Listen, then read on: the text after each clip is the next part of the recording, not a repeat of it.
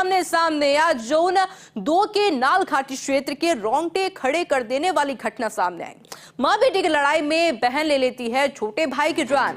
बाघिन एरोहेड और उसकी बेटी रिद्धि का हो गया आमना सामना, लेकिन उम्र और सेहत के लिहाज से कमजोर मां एरोहेड ने कर दिया गिव अप। लेकिन अपनी ही बहन रिद्धि के हाथों मां एरोहेड का अपमान नहीं सह पाया। एरोहेड का शावक रिद्धि पर हमला करने की कोशिश की। सिद्धि ने भी शावक पर हमला बोल दिया। नाल घाटी बाघिन और शावकों की गुर्राहट से गूंज उठी। शावक ने पहाड़ पर चढ़कर जैसे तैसे अपनी बहन रिद्धि से अपनी जान बचाई और इस बीच एरोहेड ने शावक को बचाने के लिए रिद्धि पर हमले का प्रयास कर दिया, लेकिन फिर खाई मुंह की। आखिर अपनी मां एरोहेड की जान बख्शी रिद्धि बढ़ गई जोन 3 की तरफ और फिर एरोहेड ने अपने 3 शावकों को रोर कर बुलाया पास और इस पूरे घटनाक्रम को wild life photographer Vijay Singh Meena ने अपने कैमरे में कैद कर लिया। और इसी खबर पर अधिक जानकारी के लिए मेरे साथ एसोसिएट एडिटर निर्मल तिवारी भी फोन लाइन पर जुड़ चुके हैं। निर्मल जी, अलग अलग रंग जंगल में देखने को मिलते हैं कि नजारा भी देखने लायक है, वाकई में क्या कुछ कहना चाहेंगे?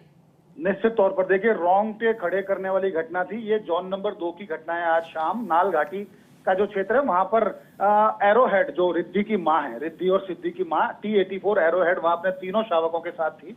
इतने में ही वहां से रिद्धि जो सामान्यतः 3 नंबर जोन में रहती है, वो 2 नंबर जोन की तरफ आई, नालघाटी की तरफ। उसने देखा एरोहेड वहां बैठी है, तो उसने अपनी मां के साथ उसका टकराव शुरू हुआ। दोनों के बीच में फाइट की स्थिति बन गई, लेकिन चूंकि कमजोर स्थिति में भी है एरोहेड और रिद्धि अभी काफी मजबूत स्थिति में है और उसकी उम्र भी एरोहेड की रिद्धि से काफी ज्यादा है, क्योंकि उसकी मां भी है, तो निश्चित तौर पर उसकी उम्र ज्यादा है। तो उसने गिव अप कर दिया, उसकी मां ने लड़ने से पीछे हट गई। तो ऐसे में रिद्धि जाने लगी। तो इतने में एरोहेड के जो 3 शावकों में से एक जो नर शावक था आयुषी, उसने अपनी मां का प्रतिकार करने के लिए, अपमान का बदला लेने के लिए अपनी बहन यानी रिद्धि के ऊपर उसने चार्ज किया।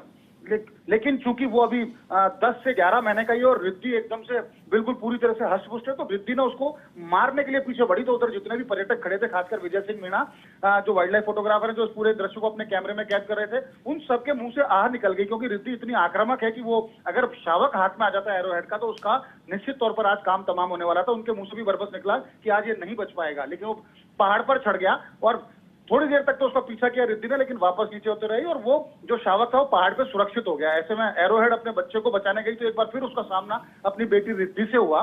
रिद्धि के सामने फिर उसको एक बार गिव अप करना पड़ा। फिर रिद्धि को ऐसा लगा कि जैसे उसने अपनी मां का सम्मान रखते हुए रिद्धि वहां से निकल गई। ये बड़ी आश्चर्यजनक घटना है, जो वन्य जीवों में देखने को सामान्यतः नहीं मिलती, लेकिन कल आज देखने को मिली।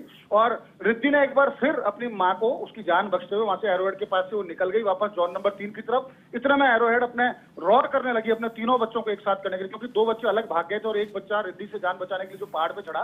तीनों को जब उसने एकत्र कर लिया, उसके सांस में सांस आई, उसकी जान में जान आई। उसके बाद एरोहेड अपने दोनों बच्चों को, तीनों शावकों को लेकर नाल घाटी के सुरक्षित एरिया क्षेत्र में चली गई, जबकि रिद्धि जोन नंबर 3 में अपने तीनों शावकों के साथ लौट गई।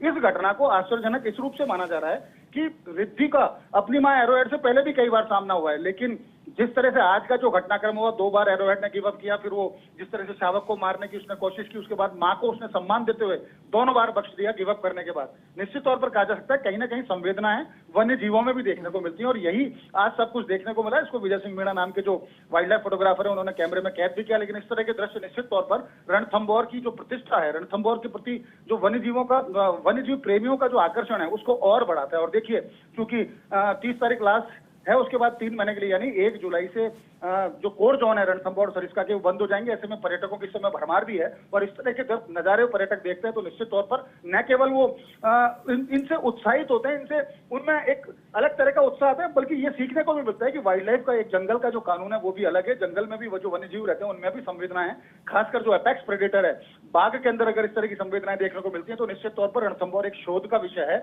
और वहां के जो फील्ड डायरेक्टर अनूप केआर और तमाम जो स्टाफ है वो जिस तरह से निगरानी कर रहा है, जिस तरह से एक बाघ संरक्षण के वहां काम हो रहे हैं काबिल तारीफ है। तो निश्चित तौर पर कहा जा सकता है कि इस तरह की घटनाएं वहाँ के वाइल्ड लाइफ टूरिज्म को बढ़ाती हैं, ये भी बढ़ाती हैं कि शोध छात्रों का जो आकर्षण है उसके प्रति वो भी बढ़ाती है, वन्य जीवों को प्रेमियों को भी सीखने को मिलता है इस तरह के दृश्यों से। आयुष।